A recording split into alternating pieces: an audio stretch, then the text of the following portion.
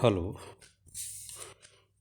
In the previous lecture, we discussed many points such as efficiency of a design, precision of the design, uniformity of trials, and so on. Now, we will discuss the principle of an experimental design. What are the principle of experimental design? So, Professor R. A. Fisher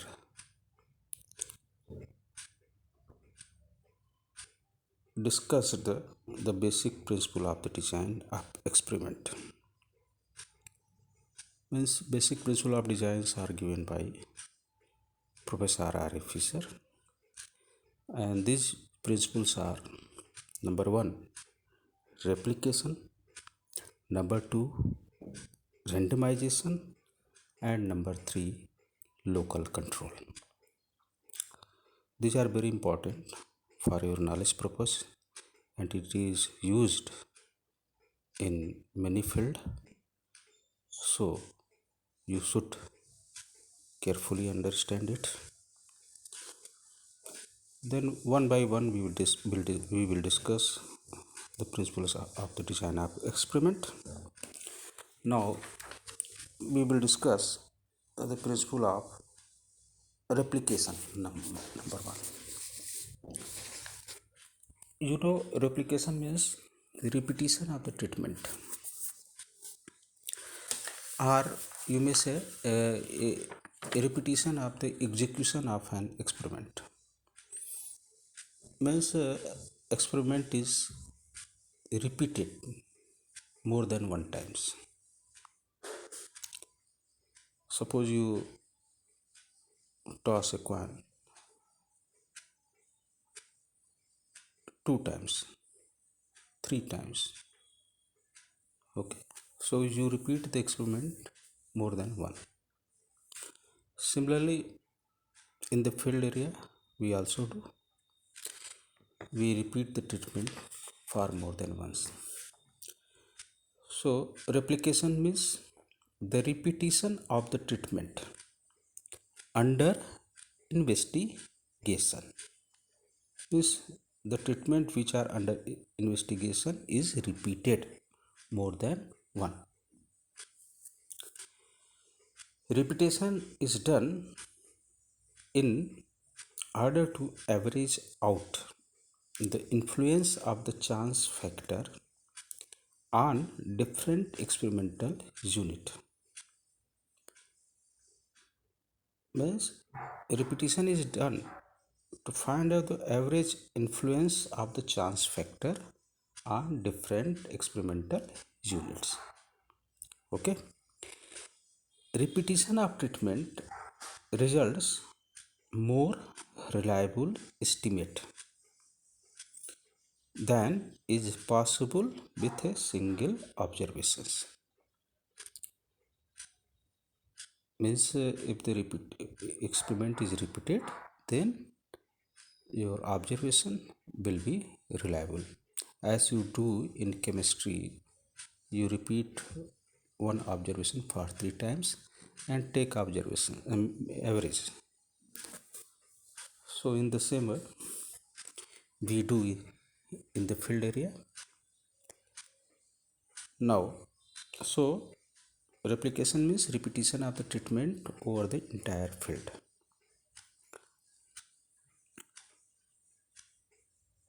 Now there are some chief advantages of the replications, and that's are: number one, replication reduces experimental error. Okay, experimental reduces experimental error. This is very important factor. Means if you want to reduce the experimental error, then you should repeat the experiment. From the statistical theory, we know that the standard error of the mean of a sample size n is sigma upon under root n, where sigma is the standard deviation per unit of the population. In sampling you have studied this. Thus, if a treatment is replicated r times, suppose there is a treatment and which is replicated r times, then the standard error of the mean effect is sigma upon under root r, where sigma square is the variance of the individual plot per unit and is estimated from the error variance. Thus, the precision of the experiment is inversely proportional to the square root of the replication. Thus, replication has important role but limited in increasing the efficiency of the design. Number 2 points. The most important purpose of replication is to provide an estimate of the experimental area. Okay, the most important purpose of the replication is to provide an estimate of the experimental error, without which we cannot, number one, test the significance of the difference between any two treatments. Okay, and second, to determine the length of the confidence interval. So, the estimate of the experimental error is obtained by considering the difference in the plots receiving the same treatment in the different replications, and then there is no other alternative process of obtaining this estimate. Means estimate of the experimental error is obtained by considering the differences in the plot receiving the same treatment in the different application, and this is the only way to obtain this estimate. Okay, so this is your replication. And third point,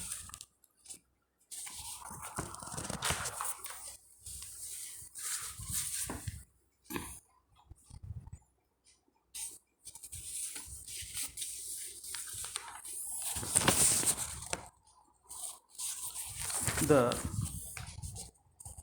adequate number of replications for various treatment in an experiment depends upon the knowledge of the variability of the experimental material. For example, fertility of soil in field experimentation, which is rarely known, generally not known, and as such cannot be suggested in advance.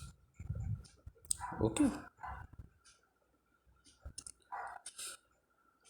a general rule is to get as many replications which will provide at least 12 degree of freedom for the error,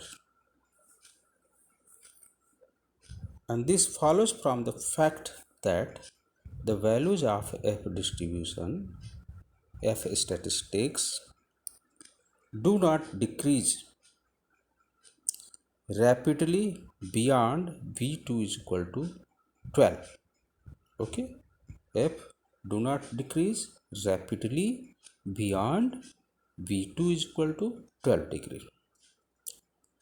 Usually, one should not use less than 4 replications. So, if you do an experiment, then it must be repeated at least 4 times to obtain reliable estimate. And next point is that there should be uniformity or homogeneity within each replication. Okay, this is your point. So these are the points which should be kept in your mind. So this is all about of replication. Now we discuss random randomization. What do you mean by randomization?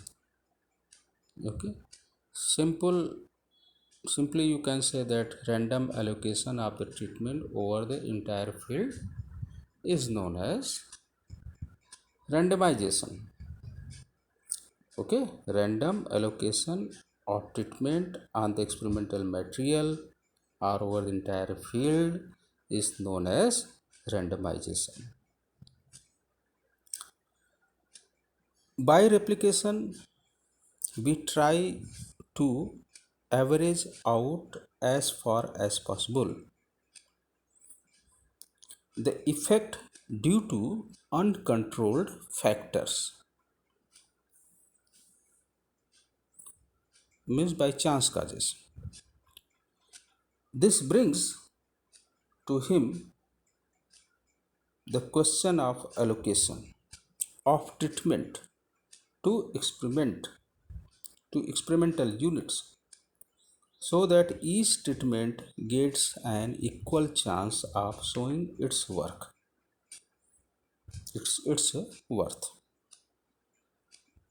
Okay, means this brings to him the question of allocation of treatment to experimental unit so that each treatment gets an equal chance of showing its worth.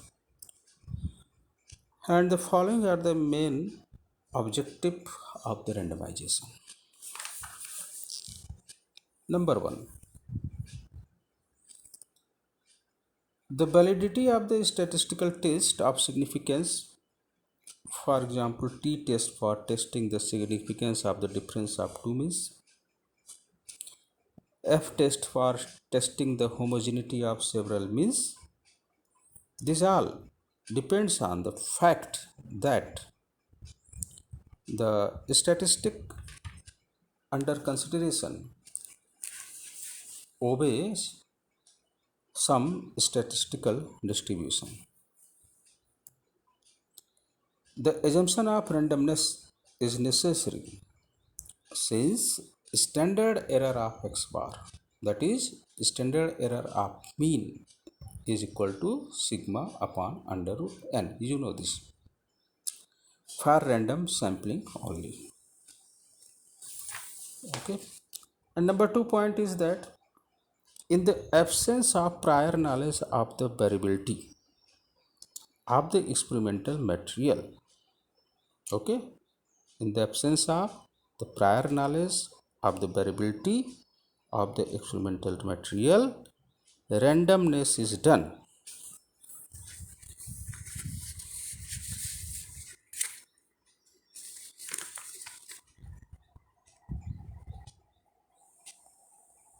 And randomness is a process of assigning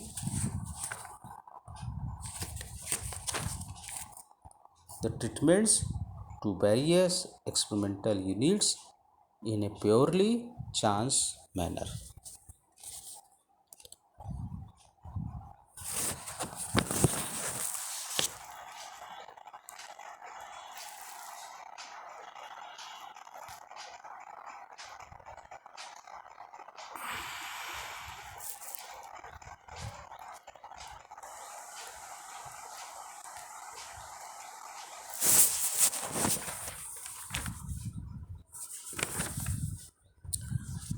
And number 3, the purpose of randomness is to assure that the source of variation operate randomly so that the average effect of any group of units is 0. Randomization eliminates bias in any form. This is important. Randomization eliminates bias in any form. Note, it must be noted that randomization without replication is not sufficient. Means if randomization is there done, then replication is also required. If an experiment is replicated, then randomization must be done. Now we will discuss the third principle of local control. Local control, it is the process of reducing the experimental error by dividing the heterogeneous experimental material into homogeneous material. Okay, so local control. If the experimental material is heterogeneous, okay, means in terms of fertility gradient, when we discuss heterogeneity or homogeneity, then you must keep that we are discussing in terms of fertility gradient. So if the experimental material is heterogeneous and different treatment are allocated to various units, that is plots, at random over the entire field, then the soil heterogeneity will also enter the uncontrolled factors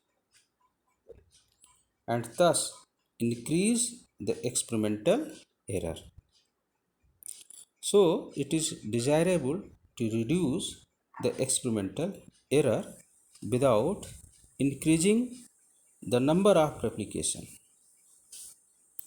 Okay, this is the main point, without increasing the number of replication, so that even smaller differences between treatment can be detected as significant.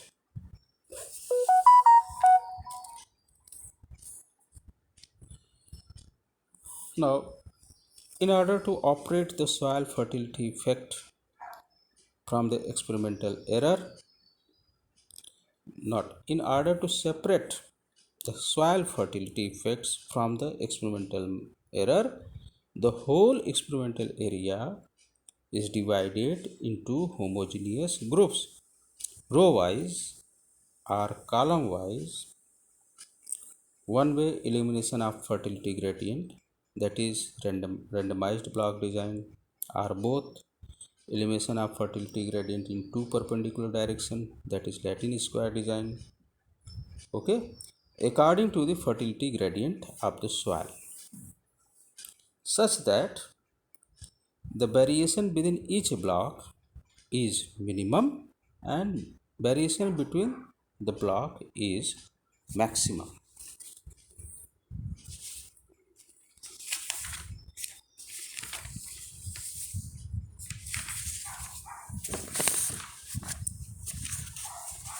Now we will discuss further the treatment are then allocated at random within each block, and thus the process of reducing the experimental error by dividing the relatively heterogeneous experimental area into homogeneous blocks is known as local control. Note, local control, by reducing the experimental error, increases the efficiency of the design. So local control must be applied. Now we will discuss the shape of blocks and plots. Blocks, suppose there are four blocks of residence and each flats is a plot. Okay, the shape and size of the blocks will depend upon the shape and size of the plots. Okay, the shape and size of the block depends upon the shape and size of the plots. So in order to control the experimental error, the whole experimental area is divided into different subgroups. Subgroups means blocks,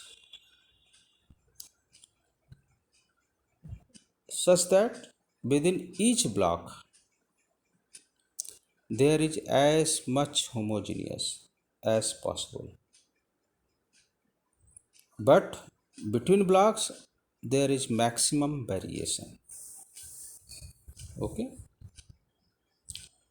Further, each block is divided into as many plots as the number of treatments. And for maximum precision, the plots should be rectangular. Okay, plots should be rectangular in shape and their long side parallel to the direction of fertility gradient, and the blocks should be arranged one after the other along the fertility gradient as shown in the figure below. So you must carefully observe how whole the experimental area is divided into subgroups, that is blocks, and each block is divided into some units. So there will be maximum variation between blocks and minimum variation within block. So this is all about of the principle of design of experiment, and thank you.